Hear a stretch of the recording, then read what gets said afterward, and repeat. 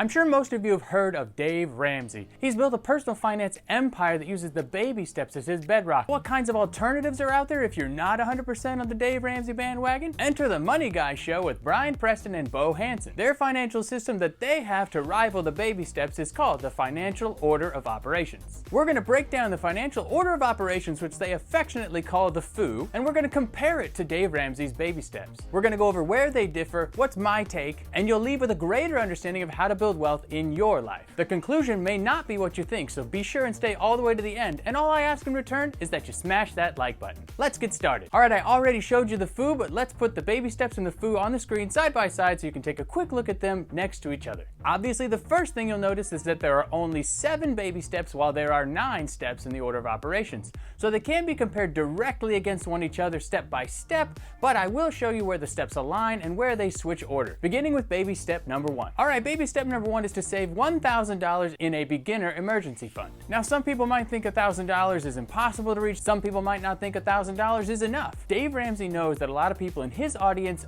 don't have any money saved up in savings whatsoever, and they're living paycheck to paycheck and they have debt. So he's trying to get them to start building a habit of putting some money aside in order to get to that $1,000. And he recommends selling everything you own, getting a second job, eating on rice and beans. Those are what he recommends to get you to that point where you could start putting any money away. But he's trying to build momentum to take into baby step number 2, compared to the financial order of operations step number 1, which is to cover your deductibles. So this is different than just a generic number like $1,000. This depends on your circumstances. So your deductibles covered are including things like healthcare, car insurance, and home insurance. For example, you might have a $500 deductible on your car. You might have a 1% deductible on the value of your house. So if you had a $200,000 house, your deductible would be $2,000. And depending on whether or not you have a high deductible savings plan or not, your deductibles could be, $2,000, $3,000, $5,000, or they could be $1,000 if you have a low deductible plan. So your health insurance is going to determine the amount of deductible that you need to save in this step.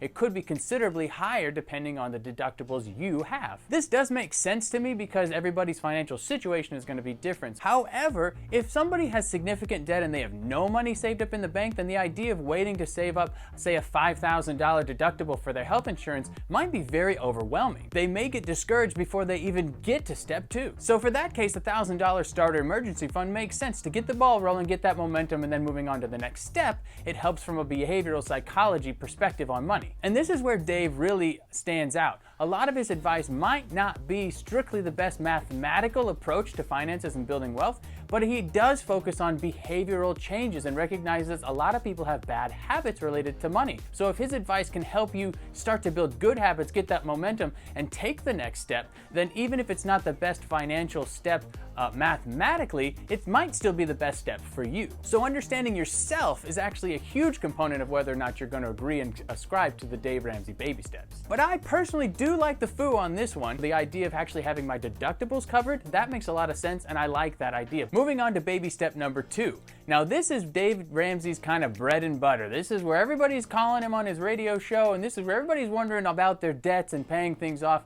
This is the big step. This also takes sometimes the longest to kind of get through. He says, gazelle intensity, sell everything. You want to get a second job or a third job or a fourth job. You got to live on rice and beans. Don't spend any money. You got to get the debt out of your life. He's not wrong that debt's a bad thing when it comes to trying to build financial wealth. But for Dave, debt is the ultimate enemy. Now, if you know Dave's story, you may understand why. He actually was a millionaire in his 20s doing real estate deals. However, he ended up over-leveraging himself, the market changed, and then he actually ended up going bankrupt. So his concerns with debt are from a very personal situation that he lived through, going from millionaire down to bankrupt and then building back up to millionaire status again. But paying off debt in step 2 includes all debt except your house. So that includes cars, personal loans, home equity lines of credit, no credit cards, and pay off all of your student loans. Everything must go except the mortgage. But he does have some criteria on the mortgage too that we'll get to in a later step. Now, the financial order of operations step number 2 is to take advantage of a company match. So this is the first step where they actually get off from one another. They do things in a slightly different order. A company match refers to a company's contributions to a 401k plan that they give on your behalf. They will give you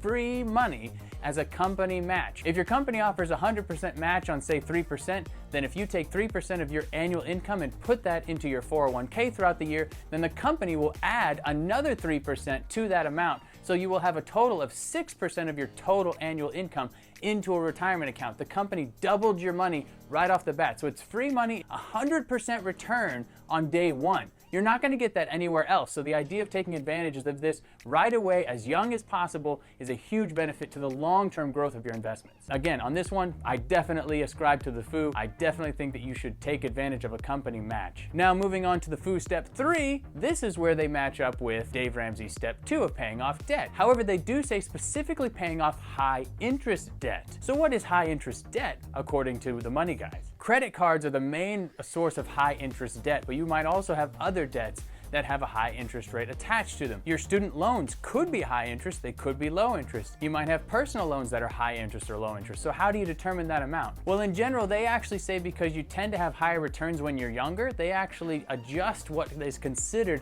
a high interest rate as you age. So a low interest rate for somebody in their 20s, they actually say is anything 5% and below. They say if you invest your money in your 20s, you're going to get a better rate of return than 5% over the course of your life, so you probably would benefit from contributing that dollar into investments than paying off a 5% loan.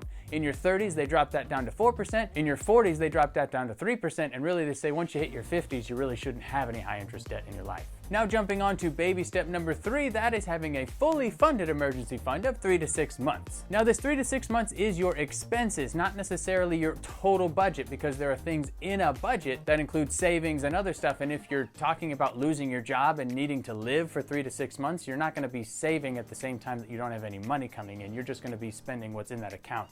So whether you need 3 months or 6 months, that's actually a topic for another video, but the details has to do with how secure your income is, whether you're a 2-income household, and some other details like that. Now the financial order of operations number 4 is also the same thing. They call it their emergency reserves, but it's still a 3 to 6 months emergency fund is what they're essentially saying to do. So they actually pretty much align with the baby steps on this step. Now both of these guys, when they're talking about emergency funds, they're not talking about investing. This should be in a high yield savings account. This should not be invested in the market where it can have volatility up and down.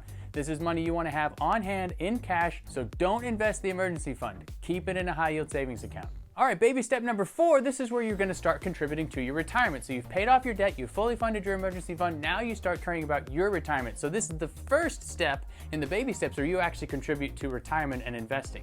Everything before this has been savings and paying off debt. Now Dave Ramsey says 15% of your income should be going to your retirement. I'll quickly overview the order of retirement accounts they recommend using. I'm not going to go into all the details of these accounts. I do have other videos that talk about that. But first they say take advantage of the company match. Then they say go to a Roth IRA. Then if you still need to contribute more to get to that 15%, they say go back to the 401k and contribute up to that amount. That way you're taking advantage of your taxable retirement accounts. Again, if you have more questions on that specifically, go ahead and put it in the comments. The FOO step 5 says Roth IRA and HSA. Now their order of accounts is actually similar to Dave Ramsey's because they've already started with the company match. Remember back in step 2, you started contributing into your 401k to get your company match. Dave Ramsey's approach doesn't start doing that till baby step number 4. So now that you've taken advantage of the company match, now you move into the Roth IRA, and they say the HSA, which is a health savings account. Now, why would you want to invest in a health savings account? Isn't health savings accounts for paying medical bills? It is, but you can roll over the amount that you put into an HSA, as opposed to an FSA, which is a flexible spending account. That money you lose at the end of every single year. The HSA contributions roll over, so you can actually choose to, instead of keeping it in like a bank account, you can keep the HSA in investments. So you can utilize an HSA to invest. It's a great tool to prepare for retirement as well because it's a triple advantaged account when it comes to taxes. That means you're not paying taxes today. You get a tax deduction on your income for money you put in the HSA today. It's growing tax-free, and if you use it for qualified medical expenses anywhere between now and when you die, so you can still use it in retirement, you don't pay taxes on it when you use it either.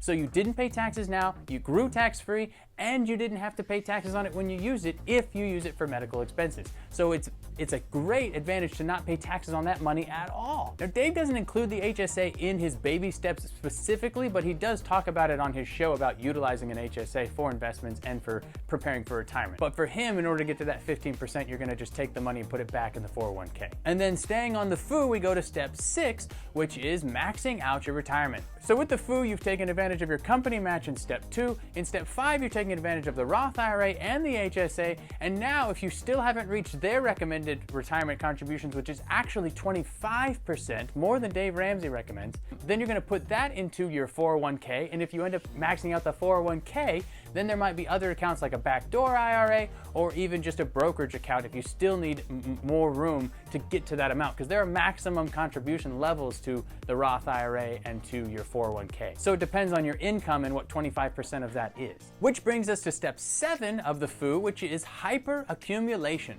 Basically, at this point, you want to make sure that you contribute up to that 25% in your retirement accounts in order to grow at a hyper accumulation rate. That's a term that they like to use on their show. Now, ideally, with the Roth IRA and the HSA and the 401k, you're going to reach that 25% threshold. But for some people, higher earners, you might actually need to invest outside of that into a brokerage account that doesn't have a tax advantage, but you still want to put that money towards your retirement in order to save. And actually, if you're somebody who's doing the FIRE movement, the financial independence, retire early, you're gonna wanna be putting considerably more than 25% away for retirement, so you're definitely gonna have to utilize a brokerage account because you're not gonna be able to save 50% of your income within a Roth IRA and a 401k. Going back to the baby steps now, baby step 5 is where Dave recommends starting to save for college for your children. This is actually why he only recommends 15% savings for the step 4, because he says this gives you enough margin to actually have money to contribute to your children's college. Dave Ramsey recommends doing this within a 529 plan or an ESA, which is an educational savings account. He actually doesn't give much guidance on how much to be putting away for your children's college, so I guess that just depends on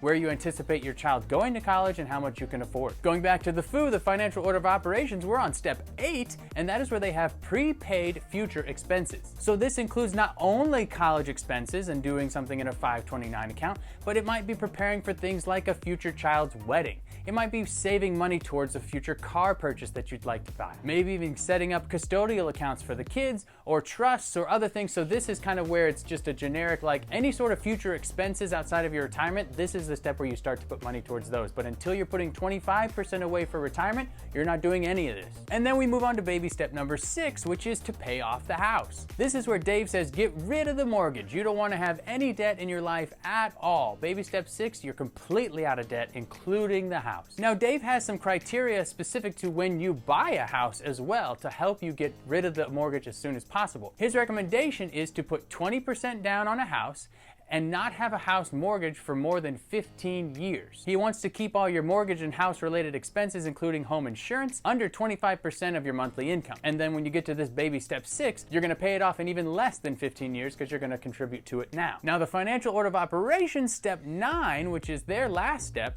actually says low interest debt. So it doesn't specifically say the house or a mortgage, it's any low interest debt that you didn't pay off back in step 3. But this is the step where you would go ahead and take the time to pay off the mortgage early if you still had one and if you desired to. One key difference between the philosophy of mortgages between Dave Ramsey and the Money Guys is actually that the Money Guys don't recommend a 15-year mortgage, and they don't even say that you have to pay it off early. Financially speaking, mathematically speaking, if you have a low interest rate on your mortgage, say 3%, and you can contribute money into an account that's going to grow at, say, 8% on average over time in index funds, then you would get a better return on your money by putting that money into investments and just paying off the 3% interest rate over time. Just leave the 30-year mortgage alone. I will say when it comes to behavior psychology side of things, again, what Dave Ramsey preaches is most people will get the lower interest rate and do the 30-year mortgage, and then they won't contribute the difference into an investment account. So if you're just getting the lower interest on the mortgage and you're not paying that extra money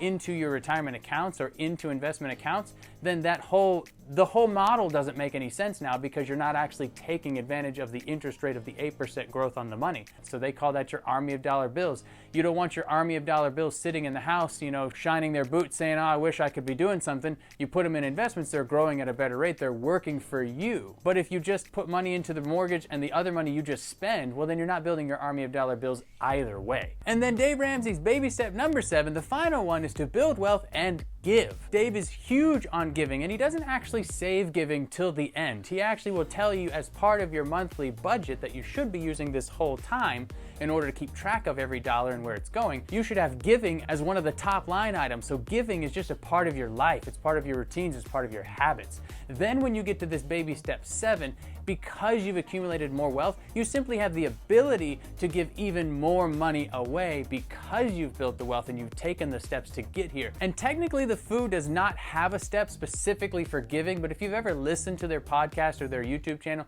then you can tell that giving is important to both of them, and they would highly recommend giving, again, throughout the process, just like Dave says with your budget. There are some money philosophy differences here that I wanted to highlight between Dave and the Money Guys that's not specifically talked about within the baby steps and the financial order of operations. Dave says eliminate all debt no matter what as fast as possible. He does save the mortgage to the end, but he still thinks you should pay that off as fast as possible. He also says you should only buy cars with cash, ever. He also says you should never have credit cards, ever. And he utilizes the debt snowball as a means of paying off debt in his baby step 2. Again, Dave Ramsey really focuses on the behavioral psychology side of money. He's trying to deal with bad habits, and he's trying to deal with bad behaviors around money. And if you correct those, then even if you're not doing the best mathematical approach, you're going to be successful because you've changed your habits. Now with the Money Guys, they say, yes, you want to get high interest debt out of your life, like credit card debt, but they don't necessarily say that you have to pay off the low interest debt early, because they say contributing that money to investments will get you a higher rate of return.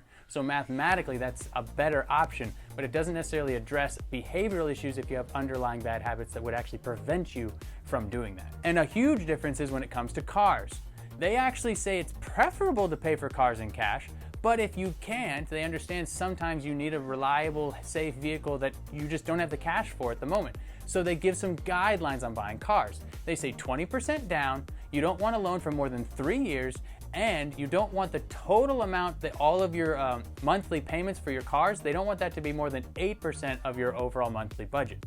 That includes if you have 2 cars, then the monthly payments for both of them has to be less than 8% of your monthly budget. Another thing they don't want is they don't want you to be paying more in car payments each month than you are contributing to your investments. So let's say, for example, you have 2 car payments of $400 each, you got $800 a month going to car payments. But if you're only saving $200 a month in your investments, they say that's backwards, so that doesn't work for them. So you need to rearrange your financial situation with the cars so that you can be contributing more to your investments than you're paying for your cars each month. Again, they say don't necessarily pay off the mortgage earlier, or at least wait till step 9 when you can do that. But in the meantime, put your money to work for you in investments instead of paying off the mortgage early. Another huge difference between Dave Ramsey and the Money Guys is credit cards. They do not think that credit cards are bad. What they do think is that any and all credit card debt is bad. So if you have any credit card debt, then you probably need to cut those cards up, get out of debt, and figure out a different change of your behaviors. But if you pay off your credit cards every month and you've never had credit card debt, the Money Guys do not have a problem with using credit cards for reward points and for benefits. Just don't ever have credit card debt. And if that's a problem for you, then you might not want to use credit cards. And they talk about what they call the 88 times rule. What this basically means is if you contribute $1 into an investment account at age 20, by the time you retire at age 65, that dollar will have gone 88 times. It'll be worth $88. That's assuming a 10% rate of return, but they call that their 88 times rule. Again, they take more of a mathematical and a technical approach to wealth building. So if you don't have the bad habits, then this is a great way to go. So what's my take on all this? You know, I think both systems are great and they have different target audiences. Dave Ramsey focuses on behavior. If you have a lot of bad habits surrounding money, Dave's approach is great. You might need some hard and fast rules, some tough love to make those behavioral changes in order to be successful with money. On the flip side, if you don't struggle with bad money habits, it's just a matter of not having the right knowledge or the right education around what am I supposed to do next with my next dollar bill? I just don't know. Then the Money Guy's approach with the financial order of operations is fantastic for you because it's not trying to change your habits and behavior, you just don't know the next step. So this is a great approach for you. I honestly don't think one is better than the other. I think they have different audiences and different people that they're going to help. And I would give you the freedom to work outside of any framework if it works best for you. So that's what you need to know for the baby steps, the financial order of operations, and my take on what you can be doing next.